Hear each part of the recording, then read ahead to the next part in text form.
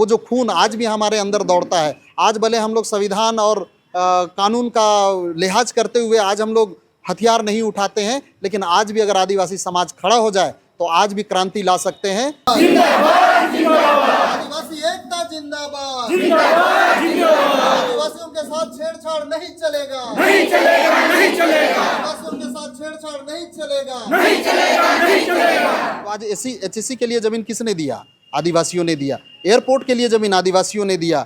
RIMS के लिए जमीन, टाटा के लिए जमीन, सीआई जो रिन पास है, सीआईपी है, उसके लिए जमीन, मतलब हर चीज के लिए आदिवासियों ने सिर्फ दिया है। महतोई व्यवस्था है, डाली कतारी व्यवस्था है, आज उन जमीनों को भी छीन लिया जा रहा है। सरना अखड़ा मसना से लेके एक एक चीज को छीना जा रहा है। नौकरी चाकरी में जो हमारा हक अधिकार है उन चीज़ों को छीना जा रहा है। बैकलॉग में जो नियुक्ति होनी है उन चीज़ों को नहीं किया जा रहा है। मतलब अगर हक अधिकार आदिवासियों के लिए अगर कहा जाए तो आदिवासियों ने सिर्फ दिया है। भारत आज़ादी का अमृत महोत्सव मना रहा है तो दूसरी तरफ इस भूखंड के पहले व्यक्ति जो समुदाय कहा जाता है वह समुदाय अपने जल जंगल जमीन, अपनी अस्मिता, अपनी पहचान की लड़ाई इस आज़ाद भारत में भी लड़ता हुआ दिखाई दे रहा है। आज़ाद भारत होने के बावजूद भी कोई उसे वानर कह देता है, तो कोई उसे अनुसूचित जनजाति कह देता है, तो कोई विकास के नाम पर, उद्योग के नाम पर उन लोगों की जल जंगल जमीनें जो है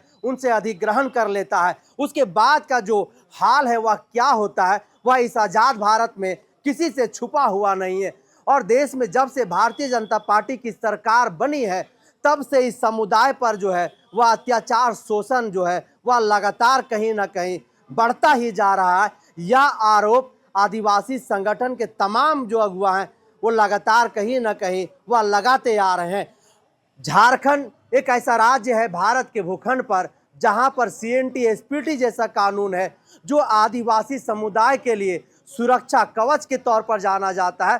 उसके बाद भी झारखंड में आदिवासियों की ना तो जल जंगल जमीन सुरक्षित है, न ही वो अस्मिता उनकी सुरक्षित है, न ही उनकी भाषा संस्कृति सुरक्षित है। जिस झंडा को अपना वो धार्मिक झंडा मानते हैं, जो झंडा उनका प्रतीक चिन्ह है, आज उस झंडे पर भी जो है कहीं ना कहीं जनजातीय सुरक्षा मंच के जो केंद्रीय संयोजक है गणेश राम भगत, उन्होंने भी उस पर सवाल खड़ा कर दिया है, कह दिया है कि सफ़ेद लाल झंडे का प्रयोग करना जो है वह आदिवासी समुदाय बंद कर दे, उनका यह प्रतीक चिन्ह नहीं है। वहीं राजस्थान के शिक्षा मंत्री जो है वह आदिवासी सांसद के ऊपर सीधे तौर पर टिप्पणी करते हैं कि बाप का जो सांसद है, बाप के ये जो लोग हैं वो आदिवासी हैं या नहीं है, या डीएनए जांच करने की ज़रूरत है। तो आज यही विभिन्न मुद्दों को लेकर के झारखंड की राजधानी रांची के हरमू स्थित जो देसावली है उस देसावली में एक बैठक चल रही है। इस बैठक में धर्मगुरु जो है वह यहाँ पर पहुँचे हुए थे, पूर्व विधायक मांडर बंधु तिर्की पहुँचे हुए थे और वैसे तमाम जो है आदिवासी समुदाय के अगुआ यहाँ पर आए हुए थे। और इस गंभीर मुद्दों पर जो है यहाँ पर एक लंबी बातचीत चली। राजी पढ़ा सरना प्रार्थना सभा के जो प्रदेश अध्यक्ष रवि तिगा वो देखिए लोगों को संबोधित कर रहे हैं, लोगों को समझा रहे हैं कि हम अपने जल जंगल जमीन को कैसे बचाएंगे, कैसे सुरक्षित होगा। जो षड्यंत्रकारी ताकतें हैं जो हमारी जल जंगल जमीनों को, हमारी अस्मिता को, हमारी पहचान को मिटाने की कोशिश कर रहा है, उनसे हम कैसे लड़ेंगे, ये इन तमाम बात जो है ये लोगों को जो है समझाने की कोशिश कर रहे हैं। रवि जी, आज़ाद भारत में भी आपका समुदाय, जिस समुदाय से आते हैं आदिवासी समुदाय, वो अपना धर्म की लड़ाई भी लड़ता आ रहा है, वो अपनी अस्मिता की लड़ाई लड़ रहा है, जल जंगल जमीन की लड़ाई तो लड़ ही रहा है। ऐसे में आज की जो बैठक है यह कितना महत्वपूर्ण है और क्या कुछ बातें हो रही है? जी, ये सही मायने में बहुत बड़ी विडंबना है कि आदिवासी समाज जो है इस धरती के लिए, इस देश के लिए, अभी से नहीं, हमारे जितने भी महापुरुष हुए वो राजपाट के लिए नहीं लड़े, धन दौलत के लिए नहीं लड़े, वो जल जंगल जमीन के लिए लड़े, इस देश के लिए लड़े। हम उसके वंशज हैं। आज उसके बाद भी हम लोगों ने भी बहुत तरह की कुर्बानी दी है। आज अगर सही मायने में अगर ये राज्य की बात करें या देश की बात करें, आज अगर ये झारखंड सरकार भी चल रहा है तो आज एचएससी के लिए ज़मीन किसने दिया? आदिवासियों ने दिया। एयरपोर्ट के लिए ज़मीन आदिवासियों ने दिया। रिम्स के लिए ज़मीन, टाटा के लिए ज़मीन, सीआई जो रिन पास है, सीआईपी है, उसके लिए ज़मीन, मतलब हर चीज़ के लिए आदिवासियों ने सिर्फ दिया है।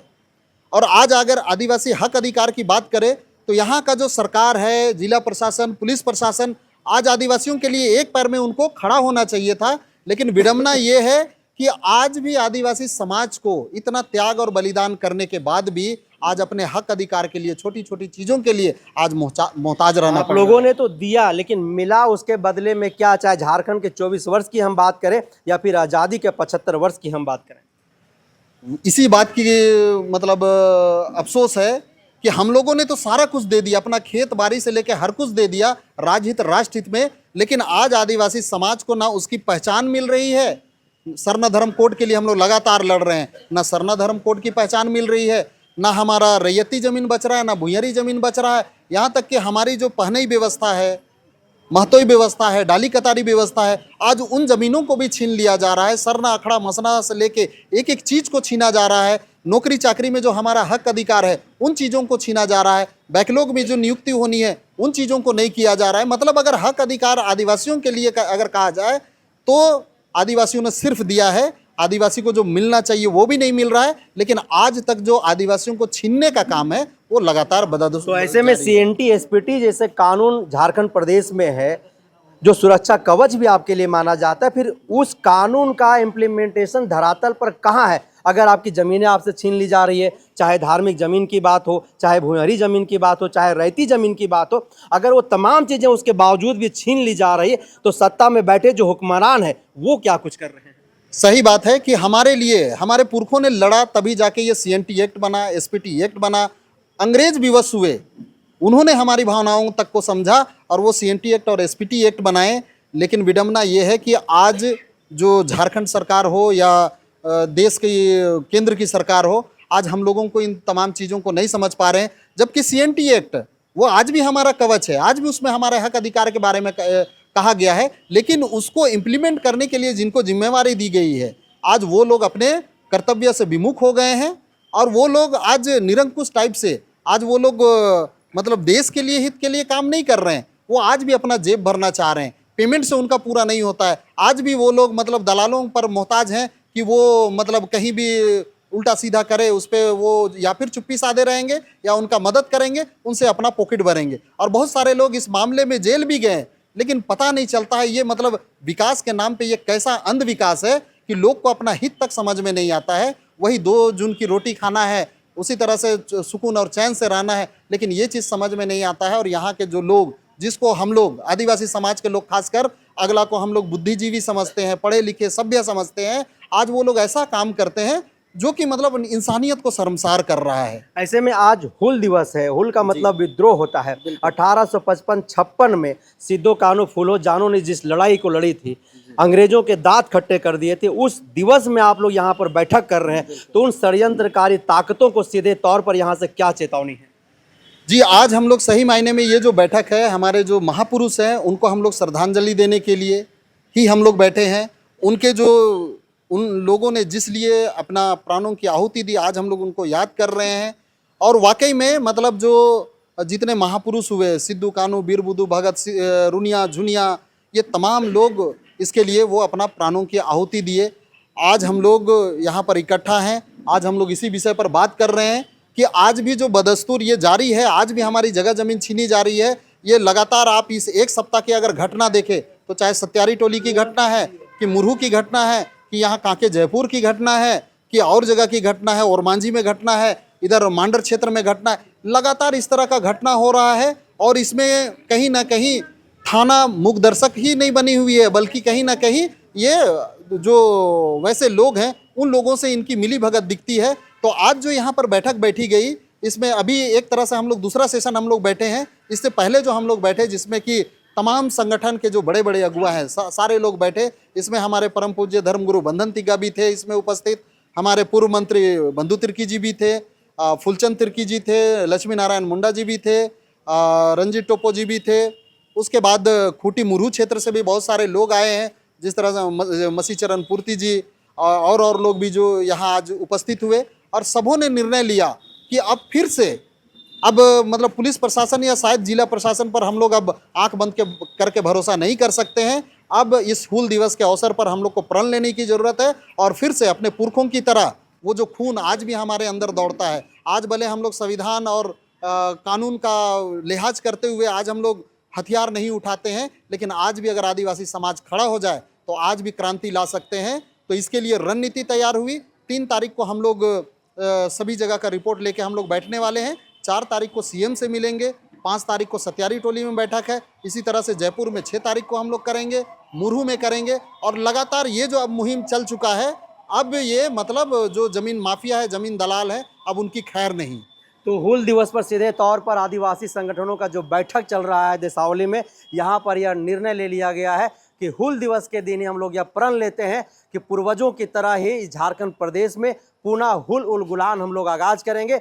और जहाँ पर भी हमारे ज़मीनों पर गलत तरीके से फर्जी डीड बना करके अतिक्रमण किया जा रहा है, उन ज़मीनों को जो है अतिक्रमण मुक्त करेंगे और फिर से उस पर अपना एक स्थापित करेंगे। हमारे साथ कई महिलाएं हैं। फूलो झानो जो है एक क्रांतिकारी महिला झारखंड प्रदेश में जन्म ली और संथाल जो विद्रोह हुआ था उस विद्रोह में उनकी बहुत बड़ी भूमिका थी। आज उसी के दिन यहाँ पर आप लोग बैठक कर रही हैं। सीधे तौर पर आज के दिन आप लोग यहाँ से क्या प्रण ले रही हैं? इसको छोड़ दीजिए। आज हम लोग हूल दिवस के दिन हम लोग आज इस हरमू के देसावली में हम लोग बैठे हुए हैं और हम लोग का जो समाज और हमारे झारखंड बोलिए चाहे पूरे देश में जो ज़मीन की, चाहे हम लोग का धार्मिक ज़मीन है, चाहे मसना ज़मीन है, चाहे हम लोग का खतियानी हो, चाहे कुछ भी ज़मीन है, हम लोग का चारों तरफ से लूटा जा रहा है। इसके लिए हम लोग संघर्ष बहुत कर रहे हैं, लेकिन बहुत कुछ बच रहा है और बहुत कुछ नुकसान भी हो रहा है। और आगे हम लोग यही चाहते हैं कि हम लोग का इस तरह का जहाँ भी हम लोग का ज़मीन बिक्री हो रहा है बिना कागज़ पत्तर का भी सादे पट्टे पर लोग हम लोग का ज़मीन को दिया जा रहा है, खरीद रहा है, बिक्री कर रहा है और कब्जा कर रहा है। और इसके लिए हम लोग तैयार होने के लिए तैयार हैं और लड़ाई के लिए भी हम लोग तैयार हैं। आगे ऐसा ना हो इसके लिए हम लोग बहुत ज़ोर से काम करेंगे।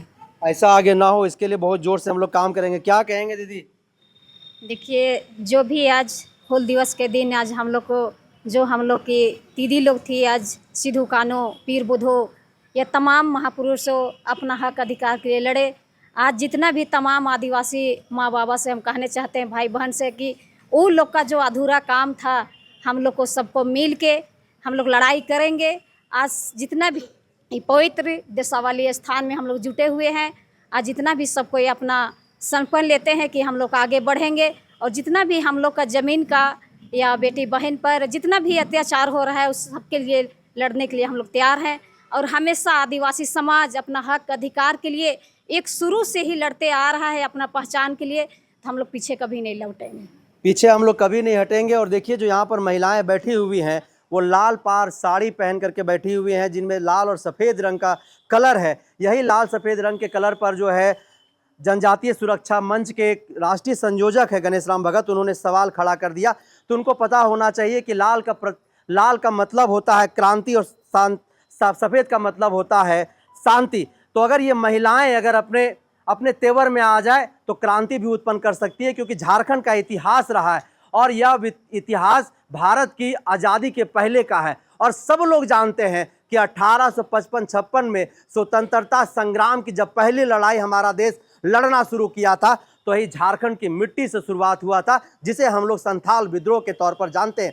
और आज जिस पवित्र स्थल पर बैठ करके आदिवासी समुदाय बैठक कर रहा है और अपने जल जंगल जमीन, अपनी अस्मिता, अपनी पहचान को बचाने की जो बातें कर रहा है, कहीं ना कहीं यह उसी बात का संकेत दे रहा है, उसी बात का प्रतीक दे रहा है। और सीधे तौर पर उन लोगों के लिए एक चेतावनी भी यहाँ से सीधे तौर पर यह ऐलान किया जा रहा है कि जो लोग भी गलत तरीके से फर्जी डीड बना करके हमारे ज़मीनों पर अतिक्रमण कर रहा है वो सुधर जाए, अन्यथा झारखंड में दूसरा हुल उल गुलान होने के लिए तैयार है। और ये महिलाएं कहीं ना कहीं सीधे तौर पर यह बात कर रही हैं। तो लगातार ऐसी खबरों के लिए आप बने रहिए दी जनसभा के साथ। जोहार।